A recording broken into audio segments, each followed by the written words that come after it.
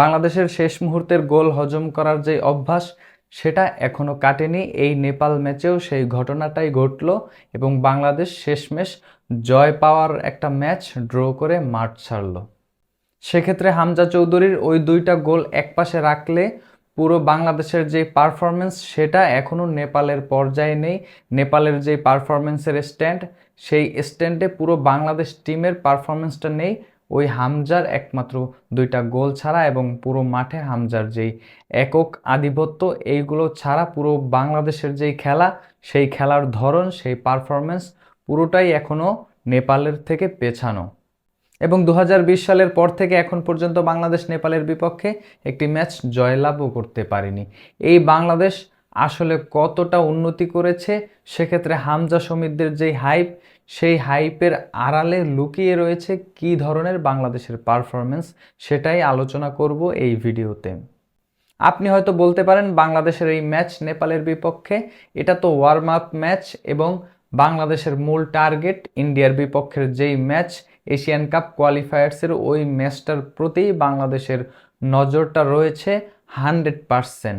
কিন্তু নেপালের এমন দলের সাথে, যেখানে বাংলাদেশের এই দলে ফাহমিদুল, কিউবা মিচেল এবং হামজা চৌধুরীর মতো প্লেয়ার, জায়ান আহমেদের মতো প্লেয়াররা ইতিমধ্যেই সংযুক্ত হয়েছেন, সেখানে এই নেপালের বিপক্ষে এই ম্যাচ বাংলাদেশের আদৌ কি জয়লাভ করা কথা ছিল না?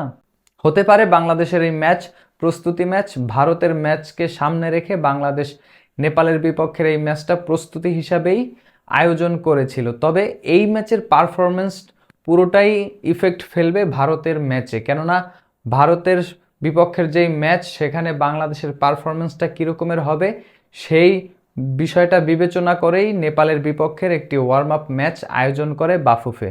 সেখানে এই ম্যাচে বাংলাদেশের টিম কম্বিনেশনটা কীরকম, এবং হামজা, সমিত, ফাহমিদুলরা, যেহেতু ফাহমিদুল নেই এই ম্যাচে, কিউবা মিচেলের ইনক্লুশন হয়েছে, সেক্ষেত্রে তাদের ট্রায়ো কিংবা তাদের পারফরমেন্স, টিম কম্বিনেশন কীরকমের হতে যাচ্ছে, এবং পুরো টিমের অ্যানালাইসিসটা এই নেপাল ম্যাচ থেকে করে নিতে চেয়েছিল বাংলাদেশ।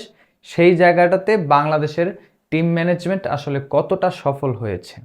আমরা যদি একটু পেছনের দিকে তাকাই, এই ম্যাচটা কিন্তু বাংলাদেশ হেরেই বসতো, কেননা নেপালের একটা বল কিন্তু ক্রসবারে লাগে, যেখানে মিতুল মার্মার উচিত ছিল হাতের টাচ লাগিয়ে পুরো ক্রসবারের উপর থেকে বলটাকে কর্নার করে বাংলাদেশকে ওই মুহূর্ত থেকে বাঁচানো এবং কর্নার কনসিড করে সেখান থেকে বাংলাদেশ একটি স্বস্তিতে থাকার মতো। কিন্তু সেই বলটা মিতুল মার্মা হাতেও লাগাতে পারেনি, ফলশ্রুতিতে বলটা ক্রসবারে লেগে পরবর্তীতে ডিফেন্ডারের পায়ে ক্লিয়ার হয়। মিতুল মার্মা কি এই একটা ব্ল্যান্ডারই করেছেন এই ম্যাচে? বিষয়টা কিন্তু সেরকমের নয়। আপনি যদি প্রথম যেই গোলটা সেটা যদি একটু লক্ষ্য করেন, রোহিত চাঁদ যেই গোলটা করেছেন ডিবক্সের বাইরে থেকে যে শটটা নিয়েছেন, হতে পারে এই শটে পাওয়ার ছিল, আপনি বলতে পারেন এই শটটায় অনেক পাওয়ার ছিল, তবে মিতুল মার্মা কিন্তু যেই বার পোস্টের ক্লোজলি ছিলেন, এবং এখান থেকে যে কোনো গোলকিপার এই বলটাকে ক্লিয়ার করে অ্যাটলিস্ট কর্নার করতে পারত। কিন্তু মিতুল মার্মা যেই ডাইভটা দিয়েছেন, তিনি 1 ফুট কেন হাফ ফুটের মতো আগাতে পারেনি এই ডাইভটাতে। সেখানে বাংলাদেশ গোলটা হজম করে এবং বাংলাদেশ 1-0 গোলে ওইখানে পিছিয়ে যায়। অনেকেই মিতুল মার্মাকে নিয়ে গলা ফাটান। মিতুল মার্মা এই মুহূর্তে বাংলাদেশের সেরা গোলকিপার, কেননা আনিসুর রহমান জিকো বাংলাদেশের সেরা গোলকিপার, ইভেন সাউথ এশিয়ার সেরা গোলকিপার। তিনি এখন বসুন্ধরা কিংসে প্লেয়িং টাইম পান না এবং তার ফিটনেসের কথাও অনেকে বলেন। তবে মিতুল মার্মা যদি 1 নম্বর গোলকিপারই হন, সেখানে মিতুল মার্মার এই ধরনের ব্ল্যান্ডার আপনি কিভাবে গ্রহণ করবেন?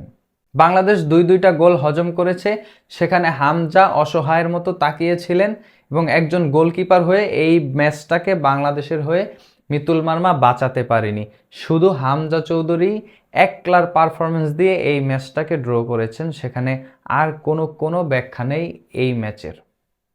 তবে সব কিছু এক পাশে রাখলে এই ম্যাচে হামজা শো পুরো বাংলাদেশ দেখেছে। আপনি হামজা একজন সেন্টার ব্যাক কিংবা একজন রাইট ব্যাক, অথবা আপনি ডিফেন্সিভ মিডফিল্ডার বলতে পারেন, নাকি বাংলাদেশের হয়ে হামজা চৌধুরী একজন নাম্বার 9, কেননা 5 ম্যাচে ইতিমধ্যেই তিনি 4টি গোল করে বসেছেন বাংলাদেশের হয়ে, যেখানে একটি বাইসাইকেলের যেই শট সেটিও কিন্তু রয়েছে বাংলাদেশের হয়ে, তিনি বাইসাইকেল কিকে গোল করেছেন ডিবক্সের মধ্য থেকে।